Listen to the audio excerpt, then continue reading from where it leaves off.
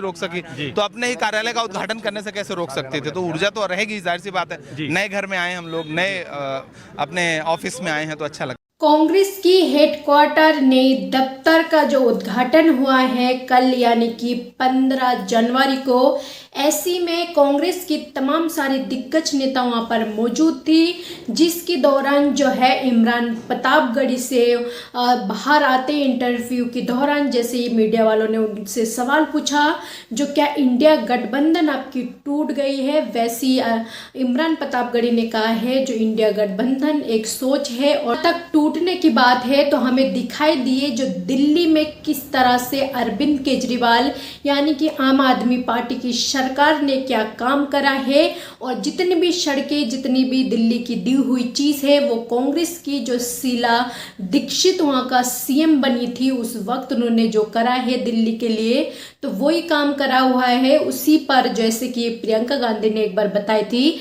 जो शीला दीक्षित ने दिल्ली में सारे काम करा है और उस पर जो है लिपापुती कर जो है आम आदमी पार्टी वो अपना नाम दिया जा रहे।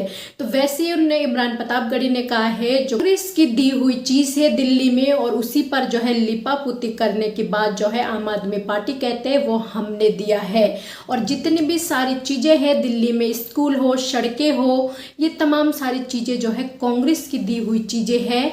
लेकिन वहीं पर अगर सवाल उठाया जाते तो सबसे ज्यादा सवाल उठते, एक तो गंगा मैया यानी कि गंगा जमुना की साफ करने की बात करते, और दूसरी जो है सड़कें जो है दिल्ली की वो बहुत ज़्यादा बुरे हाल है। दिल्ली की सड़कों पर अगर बारिश हो जाते तो बहुत ही बुरा हाल हो जाते। दिल्ली की जनता दिल्ली की सड़कों से बहुत ज़्यादा परेशान है।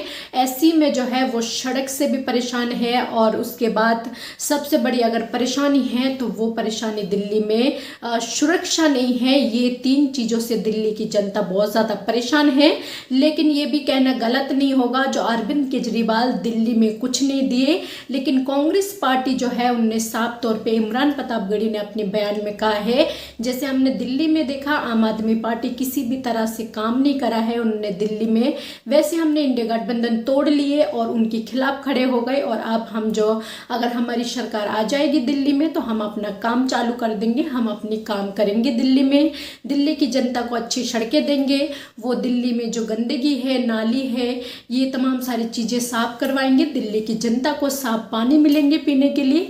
चुनाव की तारीखों की ऐलान करने से पहले जो है साफ पानी अरविंद केजरीवाल ने दिल्ली में अवेलेबल करवा दिए थे, लेकिन उसके बावजूद भी जो है कांग्रेस पार्टी लगातार उन पर आरोप लगा रहे और इंडिया गठबंधन जो है उन्होंने तोड़ लिए। और ये बात आखिरकार आज इमरान प्रतापगढ़ी ने इस बात की स्वीकार करा है जो हमें दिल्ली में कोई काम नहीं दिखा, इसलिए जो हम अरविंद केजरीवाल को वहां से हटाना चाहते हैं, उनकी सरकार को ख़त्म करना चाहते हैं, उनकी सरकार को टाटा बाय बाय करना चाहते हैं, अपनी सरकार बनाना चाहते हैं। और जैसे कि हमारी दिल्ली में कांग्रेस की सीएम शीला दीक्षित ने काम करी थी उसी तरह से हम फिर से दिल्ली में काम करेंगे।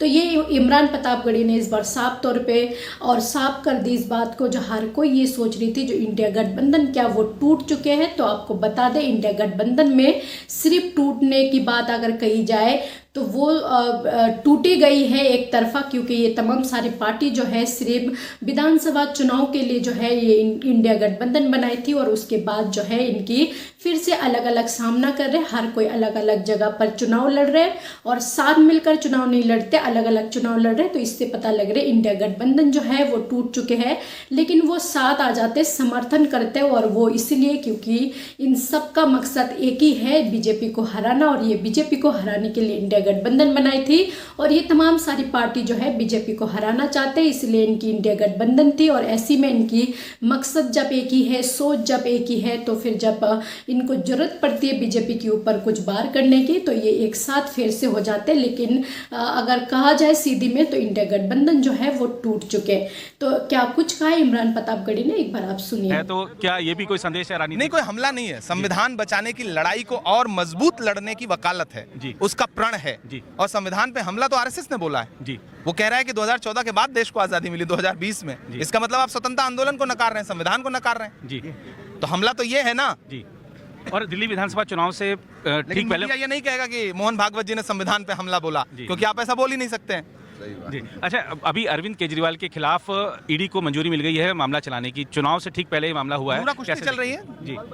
नूरा कुश्ती चल रही है, लुका छिपी चल रही है। वीडियो तो आप भी कह रहे हैं ना कि पेरिस जैसी दिल्ली आप बनाने की बात कर रहे थे। नाला जो कुछ किया है शीला दीक्षित ने किया, उसके बाद कुछ हुआ है क्या? आप लोग तो मीडिया के लोग हैं, ग्राउंड पे जाके सर्वे करिए, आपको समझ में आ जाएगा कि जो कुछ शीला दीक्षित जी ने किया था उसके बाद दिल्ली में कुछ नहीं हुआ, सिर्फ जुमले दिए गए। किसी ने बड़ा जुमला दिया, किसी ने छोटा जुमला दिया।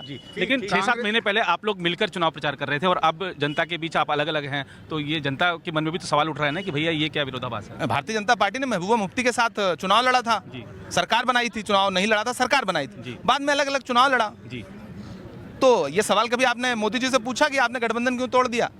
वैचारिक रूप में नहीं हमारी बनी उनकी, हमने गठबंधन तोड़ दिया। हमें समझ में आ गया कि दिल्ली को, शीला दीक्षित की दिल्ली बनाने के लिए उन लोगों से दिल्ली को आजाद कराना पड़ेगा जो 10 साल से दिल्ली को बर्बाद कर रहे हैं। जी, आप महाराष्ट्र से सांसद हैं। सिर्फ एक सवाल, शरद पवार की बड़ी भूमिका थी इंडिया गठबंधन को बनाने में। अब शरद पवार लग रहा है सत्ता के करीब जा रहे हैं, क्योंकि उन्होंने एक इवेंट में प्रधानमंत्री जी को आमंत्रित किया है। इससे पहले भी वो इवेंट में प्रधानमंत्री के साथ शिरकत कर चुके हैं। लीडर ऑफ अपोजिशन या फिर किसी भी दल का अध्यक्ष अगर प्रधानमंत्री उस राज्य में जा रहा है और कार्यक्रम में शिरकत कर रहा है, तो आप उसको दूरी कैसे समझ लेते हैं कि वो अपने गठबंधन से दूर होता जा रहा है? तो आपने सुना, नए दफ्तर के साथ, नई हेडक्वार्टर के साथ, इनकी नई अंदाज से अपना काम शुरुआत करने जा रहे। दिल्ली में चुनाव है, 8 तारीख को दिल्ली की चुनाव के रिजल्ट आ जाएंगे, तो तब तक आप सबको सब्र करनी पड़ेगी, बेसब्री से इंतजार करनी पड़ेगी जो जिसकी सरकार बनेंगे, कौन दिल्ली में बाजी मारते, देखना ये है। लेकिन तब तक आप सब गेस्ट करते रहिए और अपना कमेंट करते रहिए। जो भी आपका राय है अपना राय कमेंट बॉक्स पर लिखते रहे। चैनल पर पहली बार हो तो चैनल को सब्सक्राइब करना ना भूलिए, बेल आइकन को दबाना ना भूलिए, ताकि इसी तरह की वीडियो अपडेट आप तक पहुंचे। अभी के लिए जय हिंद, जय भारत।